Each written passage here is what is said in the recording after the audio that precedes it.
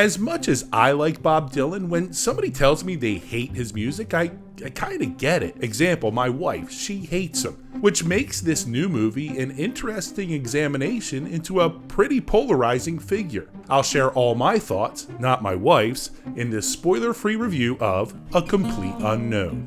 In 1961, Bob Dylan arrives in New York City with the hopes of creating music and connecting with others of the same passion. Quickly, the folk music scene connects with his sincere and poetic lyrics, unique voice, and memorable melodies. As his popularity increases, his frustration with fame begins to bubble over. Now, Bob Dylan must not only figure out how to manage his own personal relationships, but must also navigate his role in folk music culture, all while trying to advance his own music and ultimately change the art form forever. If the opening act of A Complete Unknown doesn't hook you, I think I can safely say that you will not enjoy this movie. It starts with Dylan, Timothée Chalamet, who shares an uncanny resemblance, arriving in early 60s New York, and it looks amazing. Made authentic by director James Mangold, who achieved a similar effect in 2019's Ford vs. Ferrari. When movies bring to life cities or locations that no longer exist, I cannot express how much that immerses me into the film, and A Complete Unknown does this masterfully. From there, Bob Dylan gets the opportunity to meet one of his music idols and sing to him in the hospital. This moment encapsulates what the movie will be, an exploration of Bob Dylan's early career driven by the songs he wrote. This is also where the movie could fall apart because Chalamet is singing the familiar tunes, and no one can perfectly replicate Dylan's unique style of singing, so the filmmakers made the proper choice to feature Dylan's songs sung by Chalamet, not as recordings, but in a variety of live settings, such as during the writing process, in a club,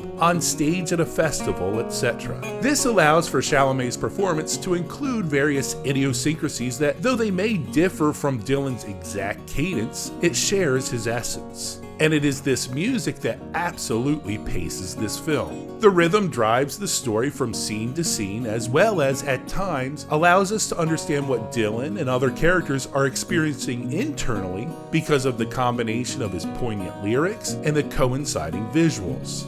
It's a fascinating and imaginative way to tell a story that felt quite original to me. That being said, I struggled with a couple aspects of the film. Timothée Chalamet absolutely gives a transformative performance, but every now and then Chalamet's mumbling performance feels a bit like an impersonation. It's a small percentage of the performance, but it's there, and frankly, I don't know how you do Dylan and avoid this when at times even he feels like a caricature of himself. He doesn't feel like a real person, and similarly, Chalamet at times doesn't feel real either. Another thing that makes this film a little difficult to digest is the fact that there's really no tangible conflict. When you're writing a story, you need conflict. Otherwise, what's the purpose of the story? But in this portion of Bob Dylan's story, the only conflict he experiences is self-inflicted. He seems irked by his successes and bothered by his admirers. His disagreeability creates problems where there are none, and his refusal to comply makes his character very unrelatable to someone like me. I just want him to say, sure, I'll sing my popular song at this festival, but his defiance is probably one of the things that makes Bob Dylan such a unique talent. But as the audience, you and I must be ready to be a fly on the wall of an unprecedented artist,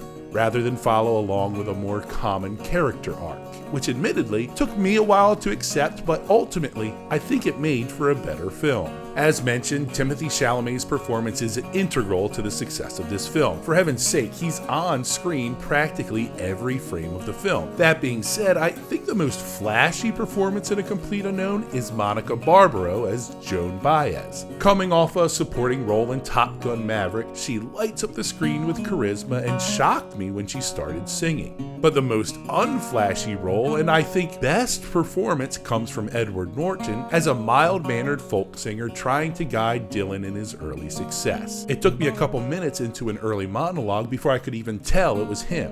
Truly a wonderful performance.